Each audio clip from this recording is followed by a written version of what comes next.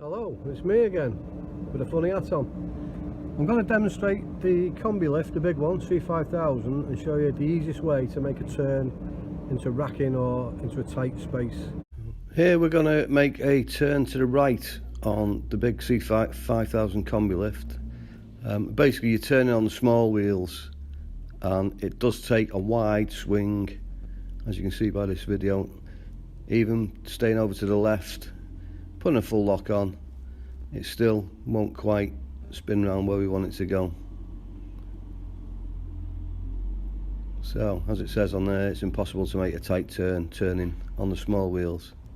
We've actually got to take a little shunt back and another sort of bite at it. We could change the multi-mode direction to move to the right and line up again, but it's preferable to try and get the angle right, angle of attack right as we're coming in. You can see position nicely in between the racks, equal distance each side, and just nice for picking the stock up with the forks. We'll take a look at that again, taking a wider sweep and moving further over to the left, so we're using the full width of the yard now. You can actually turn a little bit earlier as well to get the turn, but there's a danger you're going to clip the rack or get the timber stuck. Basically you get the sort of corner of the rack stuck in between the two legs and the bed, the two wheels at the right hand side. Here you can see we took a wider swing, it's just about gone round, so happy days, in we go. And again we're just going to drive up slowly to the wall, so we're in the middle of the pieces of timber we're going to pick up. Okay, we're going to see it from a different angle now. We're looking down the yard, and Peter Eggleston's going to demonstrate the turn on the small wheels to the right. As you can see, he's got to take a shunt round to get it to line up correctly. There you go.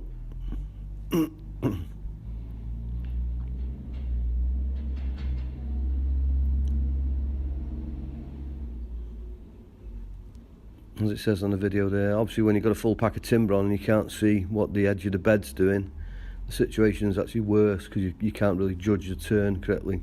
It's a danger you could hit the racks, cause some damage. So he's backing out the same way, reversing. Okay, as you saw by that, I had to take a really wide swing to get in the racks where the 6 metre timber was. Had to cut the corner a little bit as well, which you can't always do when you're carrying something, so it's not the ideal way to do it. I'm now going to demonstrate the correct way to do it by using the big wheel on the opposite corner. It all becomes self-explanatory when you see it in action. Okay, this time we're going to turn to the left, so we're going to pivot on the big wheel that's just behind the driver's seat on the left hand side. It's a lot easier to make this turn because the truck will literally pivot on that big wheel. It'll do a full 90-degree sharp turn. You see, the idea is to get the middle of the big wheel lined up with the corner where you're going to turn.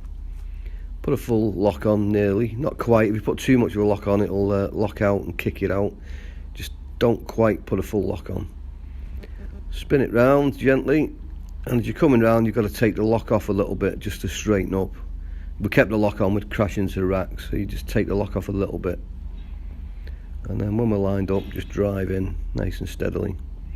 And again, equal distance, but far enough over to the fork side, to the right hand side, so the forks will pick up the full pack of timber without having to tilt forward too much. You see there, ideal. We're going to see it from another point of view now, from another angle. Watch the big wheel on the right hand side.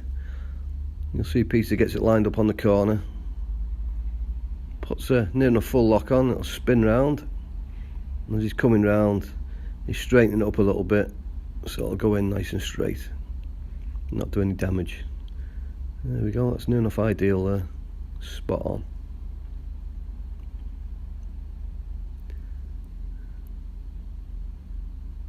And now he's going to reverse out. Reversing out's the same principle, you just back out a little bit further, so the big wheel's about 3-4 feet past the corner that you turned in on. Put a lock on, and the front right hand edge of the bed should just miss the racks. It's actually got a little 45-degree cutout if you look. It's designed for that purpose, so it will spin round a little bit. But obviously if you've got a long pack of timber on, you've got to come out a little bit further to allow you room. There we go, he's away.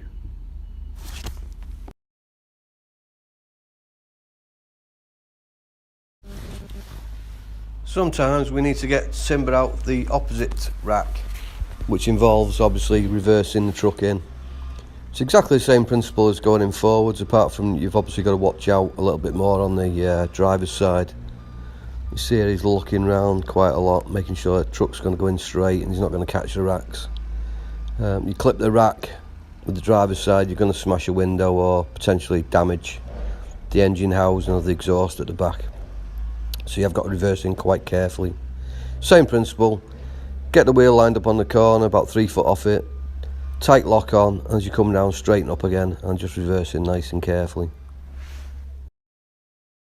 We can experience issues when we're putting a full pack of timber in the bottom location on a rack, especially in the witness yard. Reason being, the pack of timber's too high when it's on the bed of the truck to go under the racking arms, so we've got to slide it in from the front.